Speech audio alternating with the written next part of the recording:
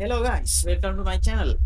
අපි කලින් කතා කරා this is disa කියන්නේ මොනවද කියලා කලින් වීඩියෝ එකේ. ඒ වගේම දැන් අද වීඩියෝ එකේදී අපි කතා කරනවා that is dosa. අර තියෙන්නේ අර ඉන්නේ. That is dosa. That is a car. That is a car. අර තියෙන්නේ කාර් එකක්. That is a box. අර තියෙන්නේ පෙට්ටියක්. That is a house. අර තියෙන්නේ නිවසක්. That is a bike. අර තියෙන්නේ බයික් එකක්. මේකෙදි that is කියන පදයට ඉස්සරහින් අපි යූස් කරනවා ඒක වචන නාම පද.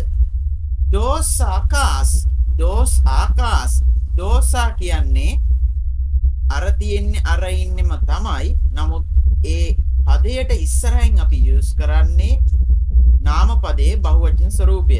ඒ කියන්නේ සාමාන්‍යයෙන් අපි නාම පදයක් බහුවචන කරන විදි තමයි අගට s එකක් එකතු කිරීම. ඒ කියන්නේ those are cars. අර තියෙන්නේ car. those are beds. අර තියෙන්නේ bed. those are pens. අර තියෙන්නේ pen. මේ වගේ තමයි that is those are කියන අතර වෙනස මේක තමයි වෙන්නේ. අර තියෙන්නේ අර ඉන්නේ. that is use කරනවා ඒක වචන නාම පදයක් අපි අදහස දක්වන්න. those are use කරනවා බහුවචන නාම පදයක අදහස දක්වන්න. මේ දෙකේම තේරුම තමයි අර තියෙන්නේ අර ඉන්නේ. ඒ වගේම තමයි මතක් කරන්න ඕනේ මගේ YouTube channel එකක් තියෙනවා. ඔයාලට basic to advanced English ඉගෙන ගන්න අවශ්‍ය අය සිම්පල් විදිහට මම lesson series එකක් දාලා තියෙනවා මගේ YouTube channel එකේ.